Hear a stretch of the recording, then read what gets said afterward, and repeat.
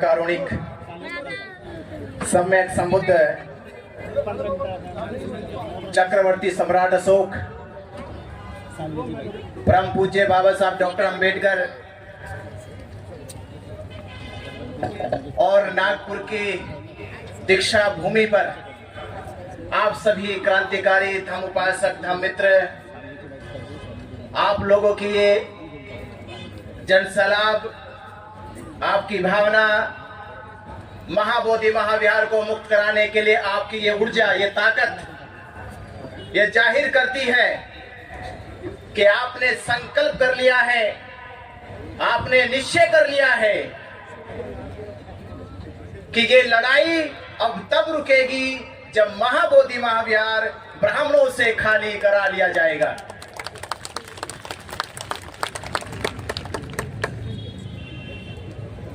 मैं बाबा साहब डॉक्टर अंबेडकर जी के उस पावन धरती पे आज खड़ा हूं,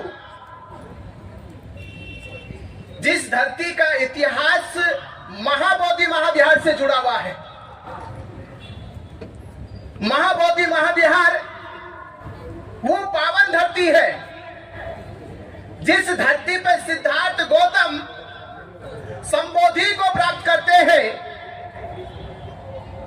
धम्म की उपलब्धि प्राप्त करते हैं, संसार को धम्म का उदय कल्याण मैत्री धम्म मिलता है।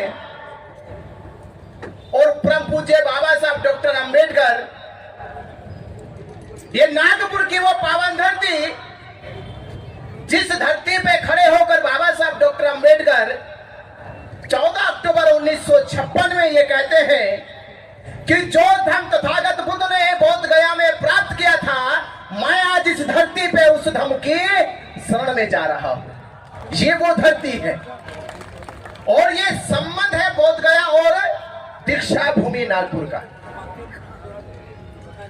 बाबा साहब डॉक्टर अंबेडकर ने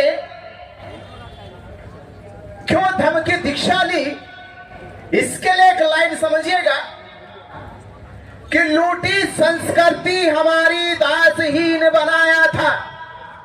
ये संस्कृति का आंदोलन, ये विरासत को बचाने का आंदोलन, ये बहुजनों की अस्मिता को वापस लाने का आंदोलन, कि लूटी संस्कृति हमारी दासहीन बनाया था, बहू बेटी और बच्चों को घर के बाहर जलाया था, आंखों से टपके आंसू कोई फरियाद सुन ना पाया था, और होता रहा शोषण हमारा, होता रहा शोषण हमारा।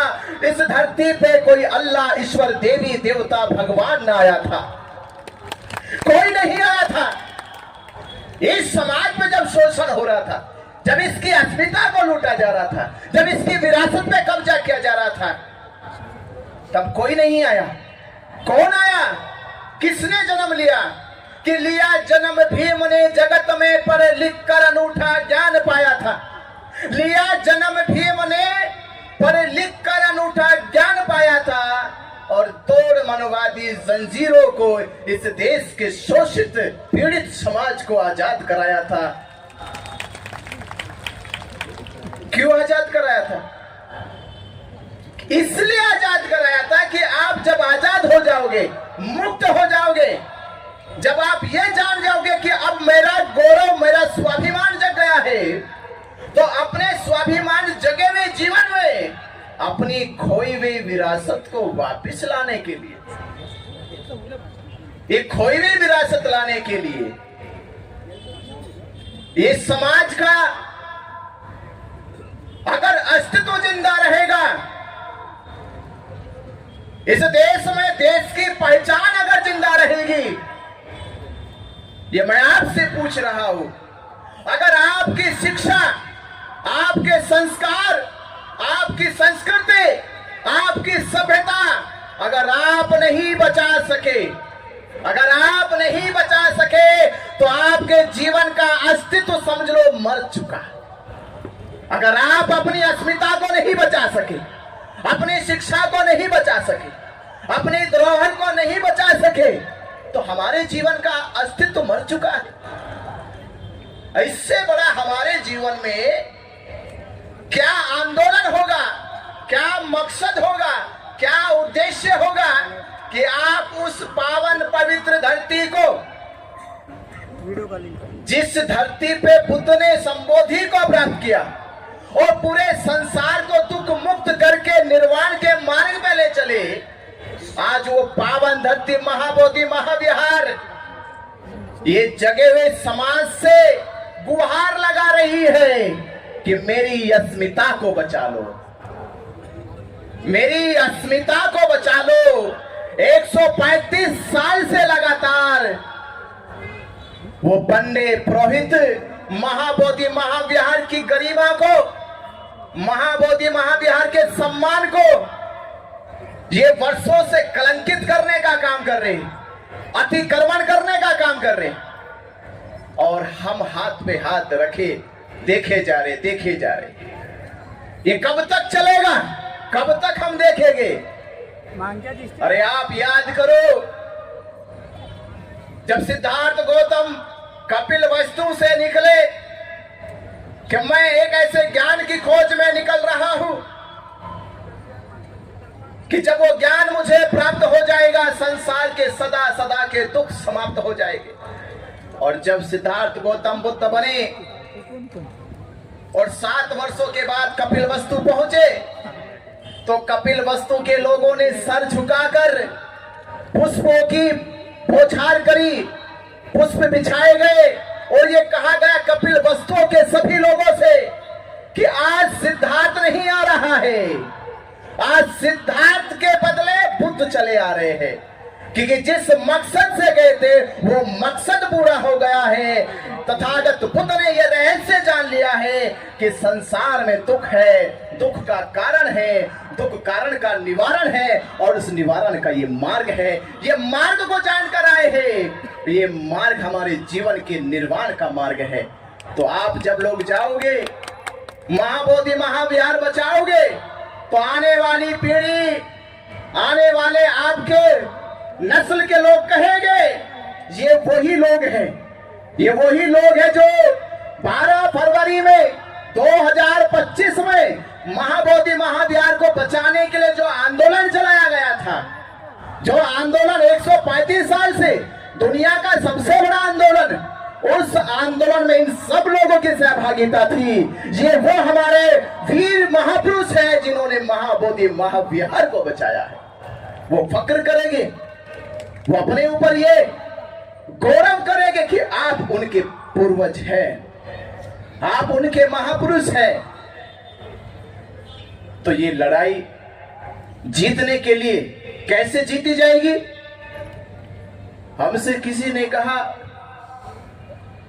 कि आप तो बौद्ध भिक्षु हैं, आप तो घरे त्याग करके सन्यासी बने, भिक्षु बने, तो आप ये मांग क्यों कर रहे हो? क्यों महाबोधि महाविहार मांग रहे हो? मैंने क्या, किस मूर्ख ने कहा तुमसे? ये किस मूर्ख ने कहा कि हम महाबोधि महाविहार मांग रहे? महाबोधि महाविहार मांगा नहीं जा रहा, बल्कि बचाया जा रहा है। ये मांगने की लड़ाई नहीं है, ये बचाने की लड़ाई है। किससे बचाने की लड़ाई है? ये बचाने की लड़ाई है कि महाबोधि महाविहार वो पावन पवित्र, वो ज्ञान का प्रतीक, शांति का प्रतीक, मैत्री का प्रतीक है, और उस प्रतीक को ये पंडे पुरोहित पिंडदान करके, श्राद्ध करके, पिंडा परा के उसकी गरिमा को भंग करने का काम कर रहे हैं। हम इन पाखंडों से बचाना चाहते हैं महाबोधि विहार को। हम महाबोधि महाविहार को, जो पूरी दुनिया इस श्रद्धा से दान देती है कि महाबोधि महाविहार में गया दान वहां के बौद्ध भिक्षुओं को प्रशिक्षित करेगा, वहां के बौद्धों के लिए कॉलेज यूनिवर्सिटी बनेगी, वहां के बौद्धों को धर्म प्रचार प्रसार करने के लिए सुविधा मुहैया कराई जाएगी। पर आपके इस धर्म प्रचार प्रसार के रथ को रोकने के लिए इन्होंने 1949 में महाबोधि महाविहार के ऊपर यह एक्ट बनाया, जबकि भारत में ना तो मस्जिद पे एक्ट बनाया गया, ना मंदिर पे एक्ट बनाया गया, ना गुरुद्वारे पे एक्ट बनाया गया, ना चर्चों पे एक्ट बनाया गया। ये बाबोदी महाविहार पे एक्ट इसलिए बना दिया गया क्योंकि बाबा साहब डॉक्टर अंबेडकर ने 1935 में कहा था, मैं हिंदू धर्म में पैदा हुआ, ये मेरे बस की बात नहीं थी, पर मैं इसमें मरूंगा नहीं। ये लोगों को खतरा लगने लगा, ये तो जन सैलाब आने वाला है, सुनामी आने वाली है। धीरे धीरे इन्होंने एजेंसी लगाई अपनी खुफिया कि पता करो ये बाबा साहब अंबेडकर हिंदू धर्म छोड़ रहे हैं, हिंदू धर्म को त्याग रहे हैं, तो ये कहां जाएंगे, किधर जाएंगे? तो किसी ने कहा कि बाबा साहब डॉक्टर अंबेडकर जी का लगाव बुद्ध के धर्म की ओर है, बुद्ध के धर्म की ओर है। इन्होंने पहले शिकंजा कस लिया, फिर इन्होंने शिकंजा कस लिया कि बुद्ध के धर्म का केंद्र क्या है? महाबोधि महाविहार बौद्ध गया है, कि बौद्ध गया पर कब्जा कर लो, और जब बौद्ध गया पे कब्जा हो जाएगा तो इनके धर्म प्रचार का जो रथ है वो रुक जाएगा, वो गति नहीं करेगा। भारत में बौद्ध धर्म का प्रचार प्रसार ज्यादा तेज नहीं होगा, और यही कारण है मक्का मदीने पे मुसलमानों के मौलवियों का प्रबंधन है। वो जो चाहते हैं वो नियम सर्कुलेट करते हैं, पूरे संसार में वही नियम चलता है। यरूशलेम वेटिकन सिटी के चर्च में जो नियम बनाते हैं ईसाई लोग, पादरी लोग, पोप लोग, वही पूरी दुनिया में चलता है। हिंदू लोग भी अपना नियम बनाते हैं, अपने कानून बनाते हैं, पर बौद्धों के पास अपना धर्म स्थल नहीं है। वो क्या नियम बनाएगा?